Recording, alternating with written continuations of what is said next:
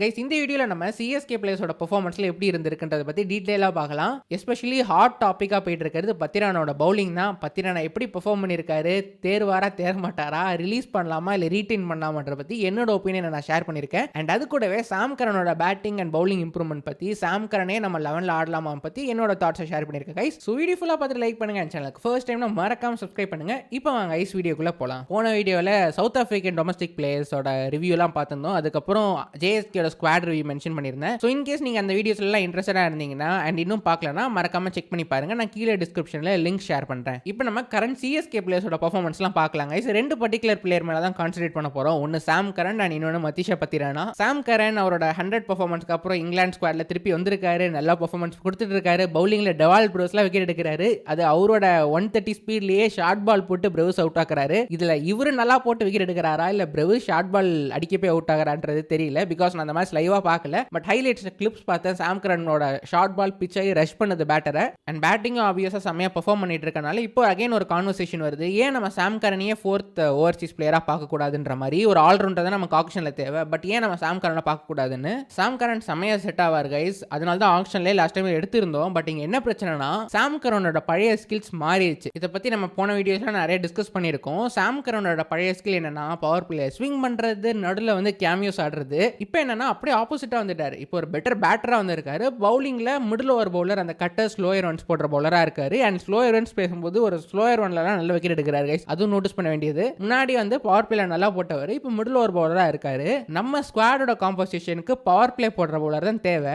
At least speed கொஞ்சம் நல்லா இருந்துச்சுன்னா கூட அவர் வச்சு தேர்ட் பவுலராக கூட ஓட்டலாம். அண்ட் இன்கேஸ் கொஞ்சமாக பால் ஸ்விங் ஆச்சு அங்கங்க போச்சுன்னா கூட அதை வச்சு ஓட்டலாம் கைஸ். பட் இவர் கிட்ட அதுவுமே பார்க்க முடியல. லாஸ்ட் நியூ பால்ல அவங்க கொடுத்தாங்க, சுத்தமாக ஸ்விங்கே ஆகல கைஸ். அதுக்கப்புறம் தான் அவங்க காம்பினேஷன்லாம் மாற்ற ஆரம்பிச்சாங்க. அண்ட் டெத் ஓவர்ஸ்ல சில சமயம் நல்லா போடலாம், முன்னாடிலாம் போட்டுட்டு இருந்தாரு. லாஸ்ட் டைம் சிஎஸ்கே ஆடும்போதும் சரி, ஆர் பஞ்சாபுக்கு நடுவில் ஆடும்போதும் சரி, அந்த இனிஷியல் சீசன்ஸ் எல்லாம் ஒரு 5 விக்கெட்ல எடுப்பார். லேட் ஸ்விங்லாம் ஆகும். ஸ்டில் அந்த மாதிரி ஆகுது அவருக்கு சம்டைம்ஸ் அவரோட ஆக்ஷன்னால. பட் ஸ்பீட் இல்லாதனால சில சமயம் ஸ்லாட்ல விழுந்தனா கிழிச்சு கொடுத்துருவாங்க. அதுதான் மெயின் பிரச்சனை. ஸோ இவரை வந்து ஒரு நல்ல பவுலர் இருந்தாருன்னா அவங்க கூட பேர் பண்ணலாம். ஒரு ஹை ஸ்பீட் போடுற பவுலராக இருந்தால் சம்ஹவ் நடுவில் நுழைக்க பார்க்கலாம். பட் இங்க நமக்கு இந்தியன் பவுலர்ஸ் அந்த மாதிரி யாருமே கிடையாது. பட் நமக்கு அந்த மாதிரி ஆப்ஷன்ஸ் இல்லாதனால தான் காம்பினேஷன் இடிக்குது. But still Sam Curran is highly intelligent player. In case வேற வழி இல்லைன்னா டெஃபினட்டா மிடில் ஆர்டர் தான் ஆட பார்ப்பாங்க. அப்ப டூபேவை நம்பர் 6 ஆடணும். அண்ட் இந்த ஆங்கிள் இருந்து யோசிக்கும் போது தான் தெரியுது மேபி இதனால தான் நம்ம லாஸ்ட் இயரே டூபேவை நம்பர் 6ல ட்ரை பண்ணோமான்னு. ஒரு வர்ஸ்ட் கேஸ் சினாரியோவில் ஆக்ஷன்ல வேற ஆல்ரவுண்டர் எடுக்க முடியலன்னா டூபேவை நம்பர் 6 வச்சு தேத்தலாமா, சாம் கரன் நம்பர் 4 ஆர் நம்பர் 3 ஆட வைக்கலாமான்ற கூட அப்ப பார்த்துருக்கலாம். பட் கண்டிப்பா இஸ் அ வேல்யூபிள் அசெட் இந்த ஸ்குவாட். லைக் எந்த ரோல் வேணாலும் அவர் ஃபுல் இன் பண்ணுவாரு. ஸோ அதனாலேயே கண்டிப்பா ரீடைன் பண்ணுவாங்க இவரை. ஸோ கைஸ் நீங்க சாம் கரனையே வச்சு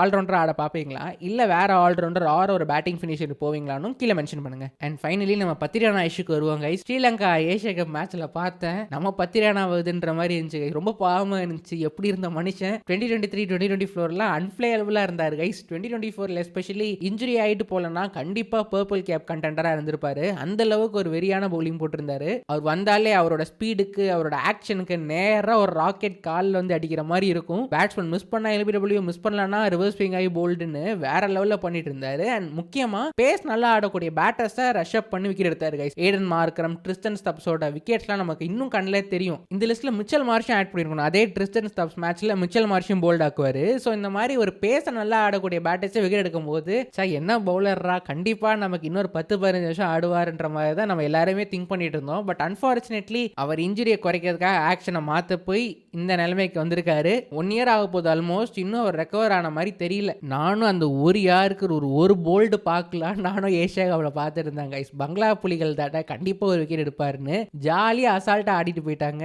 மோஸ்டா ஸ்லோயர் ரன்ஸ் நிறைய ட்ரை பண்ணாரு. பிளஸ் அவரோட ஸ்பீடு 140 தான் கைஸ் வருது. முன்னாடி 150 ஜாலியா போட்டார், 153 போகும். இப்போ 140 தான் ஆவரேஜா போட்டார். 135ல தான் இருந்தாரு. இதான் நம்ம நண்பர் டார்க் 77 பிரதர் அவங்க கூட டிஸ்கஸ் பண்ணிட்டு இருந்தேன். இதுக்கு பழைய ஆக்ஷன்லேயே போட்டுடலாமேன்ற மாதிரி அவரும் சொல்லிட்டு இருந்தாரு. ஆமா கைஸ், இந்த அளவுக்கு வேணாமே இல்லைன்னா இதுக்கு பழைய ஆக்ஷன்லேயே போட்டுட்டு போடலாமேன்னு. அன்லெஸ் இந்த புது ஆக்ஷன்னால இன்னொரு 3 மாசம் ஆனா கூட சம்ஹவ் செட் ஆச்சுன்னா ஓகே. பட் இப்போதைக்கு அது நடக்கிற மாதிரியே தெரியல. பட் பார்ப்போம், சம்ஹவ் சடன் ட்விஸ்டா பழைய பீக் பத்திரா நம்ம பார்ப்போமா இல்லையான்னு. அண்ட் ஸ்ரீலங்கா போர்டு வேற கொஞ்சம் பிரச்சனை பண்றாங்க. எம்எஸ் வேற அவர் வந்து வெறும் T20s தான் ஃபோக்கஸ் பண்ணணும், ஒன் டேல வந்து இம்பார்ட்டன்ட் டோர்னமெண்ட்ஸ் மட்டும் ஆடினா போதுன்ற மாதிரி சொல்லியிருப்பாரு. பட் நடுவில் பார்த்தீங்கன்னா பத்திரானாக்க டெஸ்ட் ஆடணுன்ற ஒரு ஆசை வந்துச்சு. பிளஸ் அவங்க இதுல இருந்தும் டெஸ்ட்லாம் ஒரு ஆடுவாரு மலிங்க அந்த மாதிரி சொல்லி ஆக்சுவலாக தான் மாற்ற பார்த்துருக்காங்க. மலிங்காக்கு ஒர்க் அவுட் ஆகியிருக்கு, இவருக்கு ஒர்க் அவுட் ஆகுமான்றது இவரோட பாடி இவருக்கு தான் தெரியணும். அண்ட் ஜேஎஸ்கே SA20 ஆடும்போது கூட ஃப்ளெமிங் சொல்லியிருப்பாரு, அவரோட பாடி ரிதம் ஆக்ஷன் எல்லாமே தாறுமாறா இருந்துச்சு, ஒழுங்கால ரிதம் அண்ட் சிங்க்லே இல்ல, நாங்க எப்படியாவது அவரை கொண்டு வர ட்ரை பண்றோம்னு. இன்னும் அந்த மாதிரி தெரியல கைஸ். அதுதான் பார்க்க எனக்கே கஷ்டமா இருக்கு. சரி, என்ன மாதிரி ஒரு பவுலர் இந்த மாதிரி இவ்வளோ ரொம்ப மோசமா போடுறாருன்னு. பிளஸ் அந்த மேட்ச் அப்பயே சொல்லியிருப்பாங்க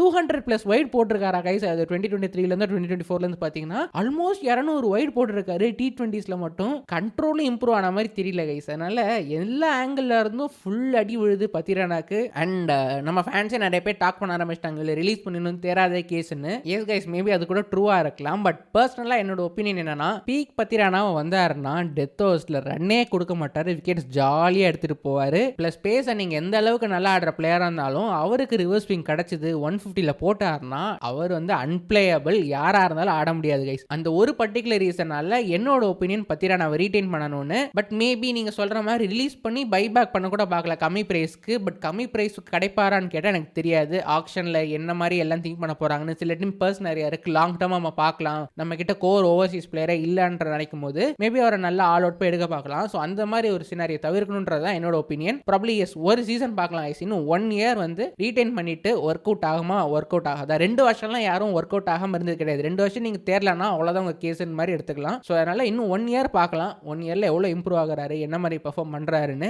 அதை பொறுத்து அவரை பத்தி டிசிஷன் எடுக்கலான்றதா என்னோட ஒப்பீனியன். அண்ட் டெஃபினட்டா எஸ், நிறைய பேருக்கு இதுக்கு மாற்று கருத்து இருக்கலாம். பட் எனக்கு என்னன்னா, இந்த மாதிரி ஒரு பீக் பத்திரானாக்கு கண்டிப்பா ரீப்ளேஸ்மெண்ட் வேற பிளேயர்ஸே கிடையாது. ஸோ அந்த ஒரு ரீசனால் தான் எனக்கு இந்த மாதிரி ஒப்பீனியன் இருக்கு கைஸ். ஸோ உங்களோட கமெண்ட்ஸ் அண்ட் தாட்ஸை கீழே வர கமெண்ட் ஷேர் பண்ணுங்க. உங்களுக்கு பத்திரானாவை ரிலீஸ் பண்ணணுமா, ரீடைன் பண்ணணுமா, இல்ல ரிலீஸ் பண்ணி கம்மி பிரைஸ்க்கு எடுப்பீங்களான்னு. So thank you so much for வாட்சிங் திஸ் வீடியோ கைஸ். வீடியோ பிடிச்சா மறக்காம லைக் பண்ணுங்க, சேனலுக்கு சப்ஸ்கிரைப் பண்ணுங்க, உங்களோட ஃப்ரெண்ட்ஸ்க்கு ஷேர் பண்ணி விட்டுருங்க, மறக்காம ஹை பட்டன் தட்டி விட்டுருங்க கைஸ். அடுத்த வீடியோவில் பார்ப்போம். Thanks again, take care, bye by.